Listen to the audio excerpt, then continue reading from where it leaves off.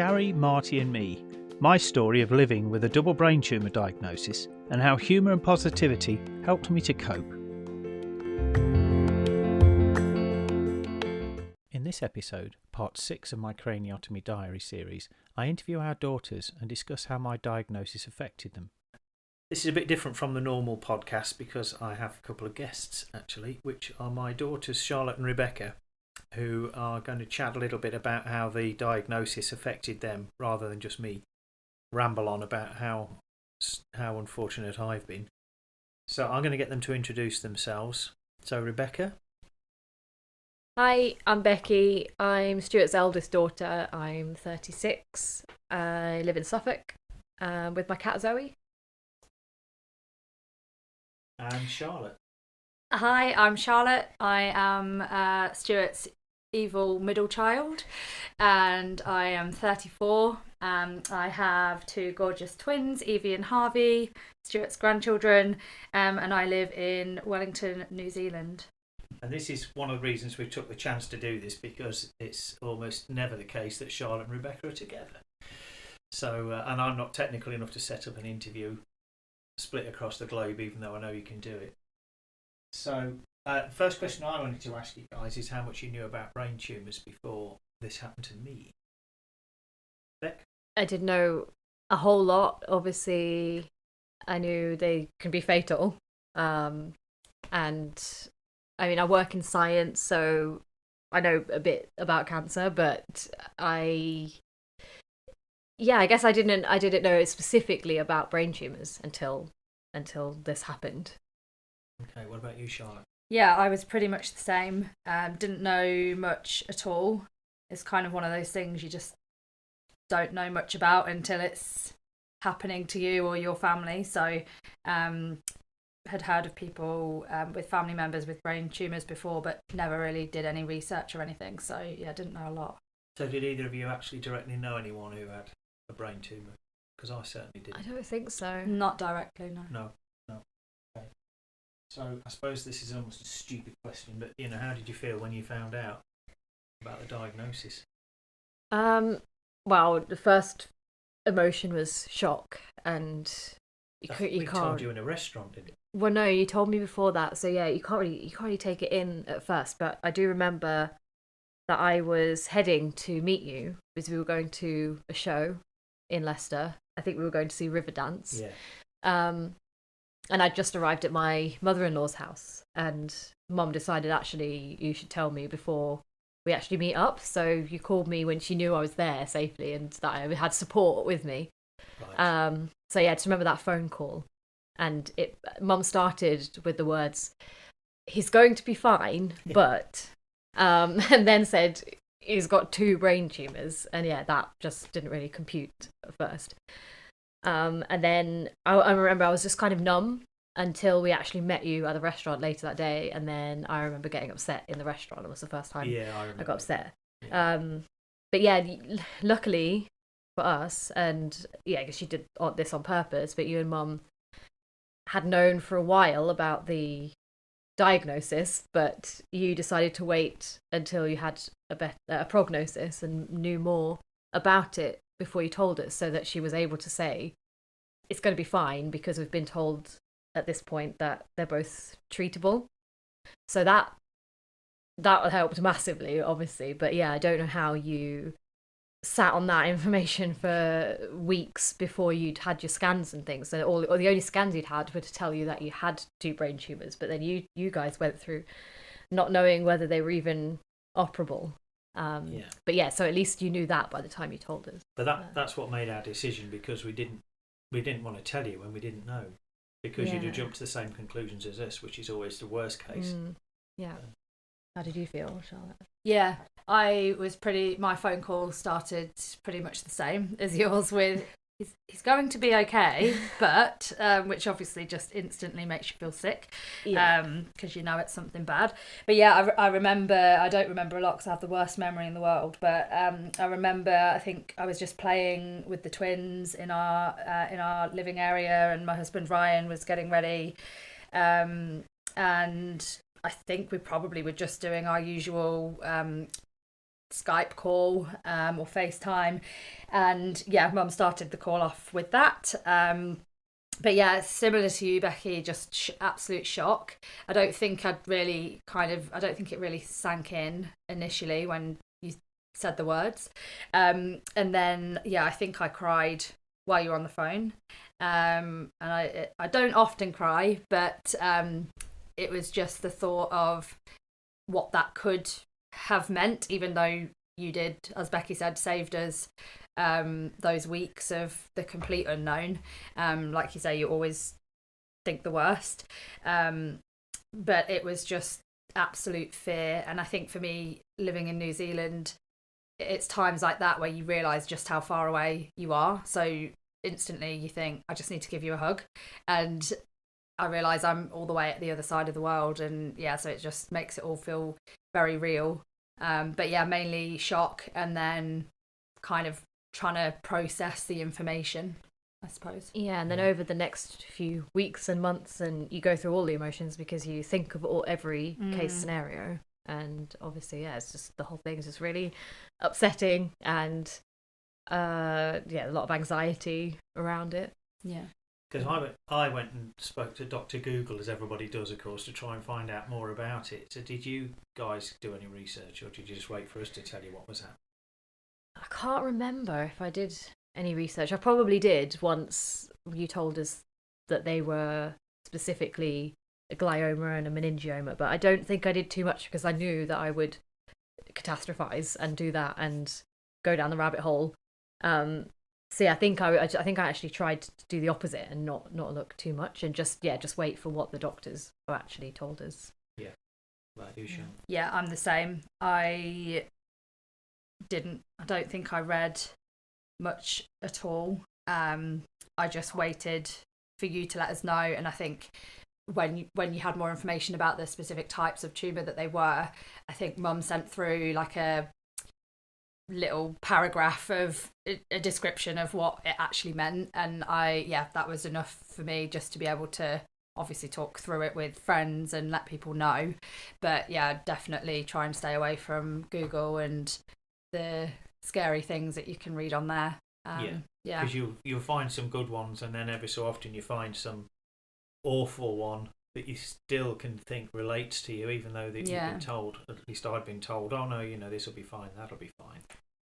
So, you never know 100%. So no. Yeah, because there's also, even though they were both operable, there's risk associated with the operations still. Like a lot of risk, and not just even if you survive, then there was risk of permanent damage as well, and so there's so many different aspects and different things to worry about. Yeah, I mean, you were with Mum, Becky, which I was really pleased about. Obviously, when I was having my operations, for you, Charlotte, it must have been awful because you were asleep and it was you're on the other side of the planet. Yeah, I wasn't doing much sleeping. But yeah, so for us it was the middle of the night in New Zealand, and I knew obviously what time you were going in for the operation, and definitely found it hard to go to sleep that night, and I just needed to hear that phone call of he's awake, he's fine, which I remember really, really clearly, and I just absolutely burst into tears.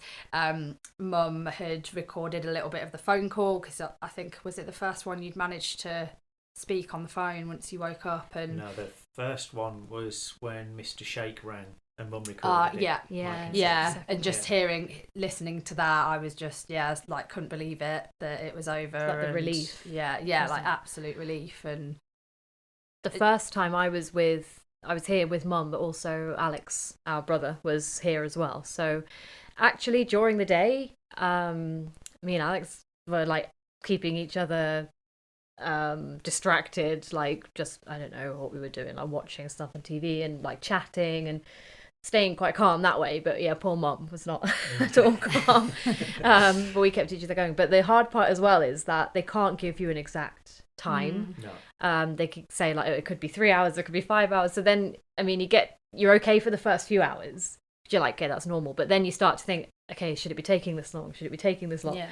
And the more hours that tick by, the worse that gets. And that was even worse the second time, because I think we'd had even less information about how long it should take. Yeah. And there was some miscommunication about, oh yeah, this one should maybe only be about 3 hours, and then it was 5 hours. So we were a bit panicky that time. Yeah. That's But probably my fault. but yes. A man's 5 minutes. Yeah. How long is it 3 going to take? hours. 5 minutes.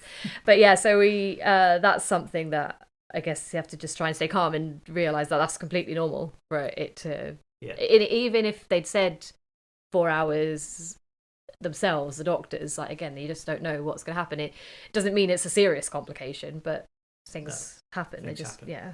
I mean, with the first operation, of course, they got rid of everything of Marty the meningioma. So they took their time because they realised they got the chance to get rid of the lot. So that was a good delay. Yeah. But, Yeah. you know, But yeah, that moment when you hear the doctor's voice, or Yeah. whoever it is that rings you to tell you that, and says that, and they start with, yep, it all went well and he's fine. Yeah, that is Yeah. the relief. Is Yeah, so- I was fine apart from the explosive vomiting. Yeah. That was the anaesthetic. So, I mean, family support was massive for me, but also friend support, and I think you guys had a lot of support from your Oh mates, yeah, didn't you? yeah, that really helped as well. Having They offered it to me as well on Facebook and things like Yeah. that. So having a lot of people around you that just there for you, yeah, and just listen, and they just know what you're going through, yeah, and you just feel that support from them. That Yeah. helps a lot. good. So last question is really, for me, it's certainly changed my approach to life, because I just think there's no time like the present. I don't know whether it's had the same effect on you guys. But Yeah, I mean, we were already pretty stoic as a family, and actually into actual stoicism, which really, really helped. So it just, I mean, because that talks a lot about living in the moment and appreciating what you've got, and not worrying about things that you can't control. So yeah, all of those things apply when you're trying to deal with something like this. So I guess it just hasn't changed too much. It's just sort of reinforced that, and yeah, it just gives us something more to be grateful for, and to just sort of another reminder that life is so short. yeah, So yeah, so I do think about it day to day, in terms of being stoic about. because I mean, as a everything. family, I'm touching wood when I say this, we hadn't had many big health issues between Mum and I or anybody else really. No. Apart from Alex giving himself pneummonia twice, to my recollection. I think So that's came what out I the was blue, trying to didn't think it? of. I was, it just reminds me how lucky we are, Yeah. because it could have been so much worse. Like, the diagnosis could have been like that it was inoperable or something, or something could have gone wrong, or you could have been stuck with some of your symptoms, which actually you weren't in the end. Which, so just lucky. I feel really lucky, actually. Yeah. We joke and say, for someone that had 2 brain tumours, you wouldn't really describe them as lucky, but under the circumstances, we're really lucky that they were operable and you are okay. And and it was kind of lucky having to, in a way, because actually it was the first one that meant the second one was discovered, and that one might not have been discovered till it was too late, because of the way the symptoms were actually from the first one. Yeah. So yeah, that was in a weird way, very weird way. I'm actually grateful to the meningioma, bizarrely, but yeah. But yeah, I think day to day I think about it a lot, and I think I've done I try and do a bit of mindfulness day to day anyway, and everything's always so busy that you try and stop and just appreciate the little things. But yeah, it definitely for me put things into perspective and made me realise what's important, and even as far as potentially thinking of moving back to the UK in the next few years, because it just kind of makes you realise that actually, we all have to go sometime, and lucky for us, you don't have to go soon, but you just never know what's around the corner. So I think for me, it just made me realise what's most important, and that's family, and the kids having their grandpa or bampa, as they call you. So yeah, I think for me it probably did change things a little bit more. And I try not to take things for granted. Even now, being in the UK and having you sitting in front of me, you still can't really take it in. So it is a constant reminder to try and just live in the moment and just not sweat the small stuff. And I think I just felt so helpless being so far away and not being able to come to the hospital or like help you through your recovery, be there to support Becky, Alex and Mum. So yeah, the support of the Brain Tumour Charity as well, and that community, and doing the 88k run to raise money for the charity, things like that were actually a really good support. Being so far away, I still felt like I was contributing and doing something, rather than just sitting there useless, because I couldn't easily get on a plane and come and be with you. So it definitely just made me kind of consider some things about living so far away, and how much I appreciate you and our family. Yeah, well, you gave me some twinnies to focus on seeing as well, so that was a reason to be determined to get through it. So brilliant. Okay, well, I think that's great. And thank you for talking to your father on his podcast. Love you both. Love you. Love you. I'll leave you to enjoy your Easter eggs. Thanks.